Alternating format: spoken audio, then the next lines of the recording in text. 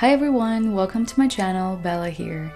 In today's video, I want to talk about whether or not taking classes with native speakers is the right step for you. If you're interested in today's video, please keep watching. If you like this video, please hit the like button and subscribe to my channel so that you don't miss a video with me.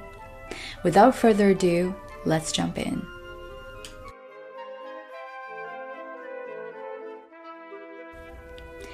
First, please be reassured that this video is not sponsored by anyone in any way. What propelled me to create this video is seeing so many of you are trying to find classes where you could practice with native speakers before you are even sure if that would be the best option for you.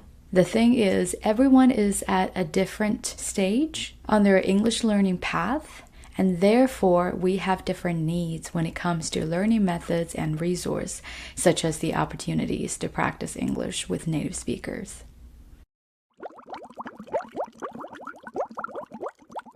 Having worked in an international high school program for over 8 years now, where all of my previous students were taught by Canadian teachers, I've come to realize long time ago that speaking with native speakers doesn't work magic for all of us. As a matter of fact, it may not work magic at all for the majority of us. The only students whose English did improve with their daily conversations with Canadian teachers are the ones whose English would have improved without their help whatsoever. For this reason alone, I think that before you invest your hard-earned money in hiring a native speaker as your instructor, there are a few things that you might want to consider so that you know you're making the right decision for yourself.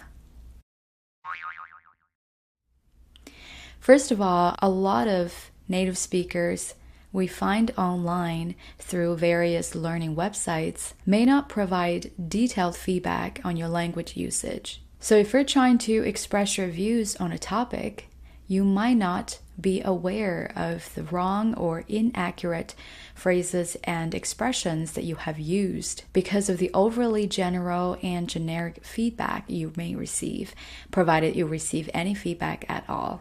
I personally have heard about some instructors who would just simply sit there and listen without speaking more than 2 sentences throughout the whole session. So if you are learning with an instructor like that, I would encourage you to take a second and think about what you actually have learned in your recent classes, and maybe even compare how those classes are different from when you are practicing by yourself. Second, if you're hoping to improve your pronunciation through classes with native speakers, please give it some serious thoughts as to exactly what you want to learn from these classes before diving right in. As I mentioned in my previous videos, repetition is the key to correcting and improving your pronunciation. The sounds need to be practiced so much so that they become as natural in your head and mouth as the Chinese pinyin. Keep that in mind and think about how much you will be able to learn from these classes. Third, a lot of English-speaking instructors tend to focus on the overall delivery of your speech. By that, I meant if they could understand what you just said, despite the mistakes you just made in your pronunciation, in your choice of words, or the organization of your ideas, they're more likely to simply move on to the next part of the lesson. So, if you're at a point with your English learning that you're getting into the nitty-gritty of the English language, like the overall intonation, the use of stresses and pauses, and using expressions in the right contexts, then you might not find these classes as helpful as you thought. In this case, it's not that those instructors don't want to do a good job. It's simply because English to them is a means of communication. As long as they make sure you can express yourself and others can understand you, they are doing their job because that's how they learn the language as well.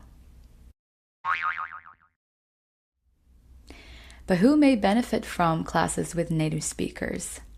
Personally, those of you who have had years of language input, so you have a good understanding and grasp of the commonly used phrases and expressions.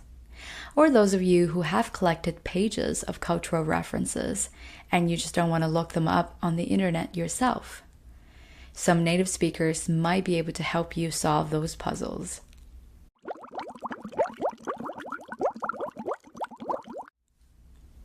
To me, it's important for us to be intentional about our learning methods.